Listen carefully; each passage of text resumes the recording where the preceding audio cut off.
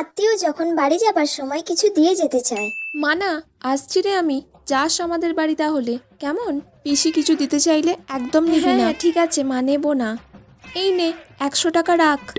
না না না না না, নেবে তো না জানি, এতবার যেহেতু ওর মা বারণ করলো, তাও আমাকে তো বলতেই হবে কয়েকবার। নে না, রাখ না, 100 টাকাই তো নিবি, নে রাখ। এটা মায়ের কথা শুনতে হবে না, তুই এটা নে রাখ, কিছু খাবি। আরে না না না, নিচ্ছেই না যখন আরেকটু বাড়িয়ে দিই, সবাই ভাববে আমি দিচ্ছি। আচ্ছা ঠিক আছে, 100 টাকা যখন নিচ্ছিস না, এই নে ধর, 150 টাকাটা রাখ। না গো, নেবো না আমি এসব, দেখলে না মা আমাকে নিতে বারণ করলো। আরে 150 টাকাটা অন্তত রাখ, কিছু খেয়ে নিস।